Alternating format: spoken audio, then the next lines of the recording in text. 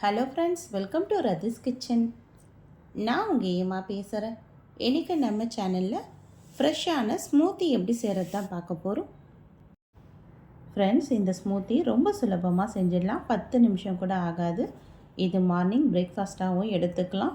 இது நல்ல ஒரு ஹெல்த்தியான ட்ரிங்காகவும் இருக்கும். இந்த வெயில் காலத்துக்கு உடம்பு குளிர்ச்சி தரக்கூடிய ஒரு ட்ரிங்காகவும் இருக்கும். இந்த ஸ்மூத்தி எப்படி செய்யலாம் நம்ம வீடியோக்குள்ளே போய் பார்க்குறதுக்கு முன்னாடி நம்ம சேனலை முதன்முறையாக பார்க்குறீங்கன்னா சப்ஸ்கிரைப் பண்ணிவிட்டு பாருங்கள் ஃப்ரெண்ட்ஸ்.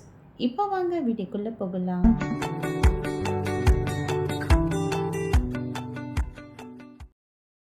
ஃப்ரெண்ட்ஸ், இந்த ஸ்மூத்தி செய்கிறதுக்காக இப்போ நான் 2 வாழைப்பழம், 1 ஆப்பிள் எடுத்துக்கிறேன். முதல்ல இந்த ஆப்பிளில் தோல் சீவி எடுத்துக்கலாம். இப்போ ஆப்பிளில் நம்ம இது போல் நல்லா தோல் சீவி எடுத்துக்கலாம். ஏன்னா நம்ம ஆப்பிள் தோல் சீவி எடுத்துக்கணுன்னா நம்ம இதை அரைச்சி அப்படியே சாப்பிடலாம். இல்லைன்னா தோலோடு அரைச்சோன்னா நமக்கு இதை வடிகட்டி சாப்பிட வேண்டியதாக இருக்கும். அதனால தான் இது போல் நான் தோல் சீவி எடுத்துக்கிறேன். தோல் சீவிட்டு இதை நான் சின்ன சின்னதாக கட் பண்ணி ஒரு பிளேட்டில் மாற்றிக்கிறேன். இது கூடவே 2 வாழைப்பழம் இது போல் சின்ன சின்னதாக கட் பண்ணி சேர்த்துக்கலாம்.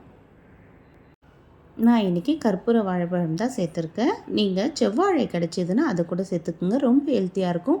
இது கூடவே 3 பேரிச்சம்பழம் இனிப்புக்காக சேர்த்துக்கிறேன்.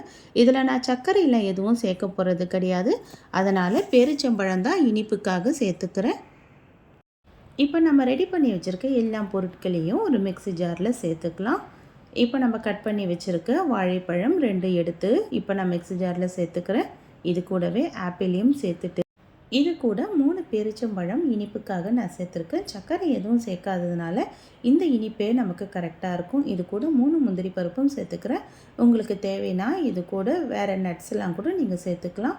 இப்போ நம்ம இதில் 1 டம்ளர் அளவுக்கு பால் சேர்த்துக்கலாம். 100 ml அளவுக்கு பால், காசின பால், காசாத பால் உங்களுக்கு எது தேவையோ அதை சேர்த்துக்குங்க. நான் இன்றைக்கி காசாத பாலை எடுத்திருக்கேன். இதை நல்லா சேர்த்து நல்லா க்ரீமியாக அரைச்சி எடுத்தாச்சு. இப்போ அரைச்சி எடுத்த ஸ்மூத்தி எடுத்து அப்படியே இப்போ ஒரு கண்ணாடி கிளாஸில் மாற்றிக்கலாம். அவ்வளோதான். எவ்வளோ சுலபமான ஹெல்த்தியான ஸ்மூத்தி நமக்கு ரெடியாக இருக்குது பாருங்கள் ஃப்ரெண்ட்ஸ். இது ரொம்ப ஹெல்த்தியான ரெசிபி. இதை நம்ம காலையில் ஒரு பிரேக்ஃபாஸ்ட்டாக சாப்பிட்டோன்னா இது ஒரு ஃபுல்ஃபில்லான ஒரு பிரேக்ஃபாஸ்ட்டாகவும் இருக்கும் நமக்கு. இது கூட நான் 1 ஸ்பூன் அளவுக்கு பாதாம் பிசின் சேர்த்துருக்கேன். வெயில் காலன்றதுனால பாதாம் பிசின் ஆப்ஷனல் தான்.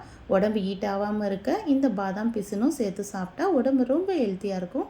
கண்டிப்பாக நீங்களும் ட்ரை பண்ணி பாருங்கள் ஃப்ரெண்ட்ஸ். இந்த வீடியோ பிடிச்சிருந்தால் லைக் பண்ணுங்கள். தேங்க்யூ.